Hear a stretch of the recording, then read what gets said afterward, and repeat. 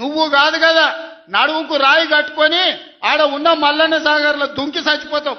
మల్లన్న సాగర్ కాకపోతే రంగనాయ సాగర్లో మెడకు తాడేసుకొని ఊరేసుకొని చచ్చిపోతావు. చంద్రశేఖర్ రావు గారు నన్ను గెలకకు, నేను అన్ని చూసిన. ఎక్కడని టూ అని పాపన వాడు పోతాడు, పోని మనం మంచి పని చేయాలి. దేవుడు శిక్ష ఇచ్చిండు. నేను ప్రమాణ స్వీకారం చేసినాడే కూలబడ్డాడు, నడువిరిగింది. ఇంతకంటే పెద్ద శిక్ష నేను జైలు వేసినా అయ్యేదేం లేదు. ఆయననే ఫామ్ హౌస్ను ఒక బందీఖానగా మార్చుకొని చుట్టూత నా పోలీసులే ఉన్నారు, లోపల ఆయన ఉన్నాడు.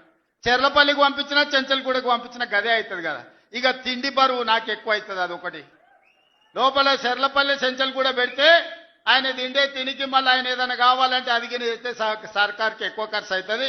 తిండి ఆయన సంపాదించి తిన్నా ఫామ్ హౌస్లే ఒక బందీఖానగా పెట్టుకొని చుట్టూత మన పోలీసులే పహారా కాస్తున్నారు. ఇక ఆయన చేసిన పాపాలకు ఆయననే పోతాడని ఊరుకున్నా. నేను ప్రమాణ స్వీకారం చేయడానికి పోయిన రోజే మంచం మీద నుంచి బోర్ల పడి మక్కెలు ఇరిగి మూలకు పడ్డాడు. ఆయన కొడుకు చెప్తున్నాడు, మైకు ముందలకు వస్తలేడు ఆయన దాచుకున్నాడు అని. నీ ముఖం ఎప్పుడైనా చూసుకున్నావులా అద్దంలా?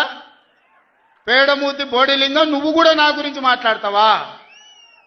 నీవెంత, నీ స్థాయి ఎంత? అయ్య పేరు చెప్పి బతికటోనివి నువ్వు అంటున్నాడు. ఈ లాగులో తొండలు ఇచ్చిపోతా బిడ్డ నేను అనుకుంటున్నావేమో. నా సంగతి ఇంకా తెలియదు. మీ నాయనని అడిగి ఇంటికి వచ్చి చెప్తాడు.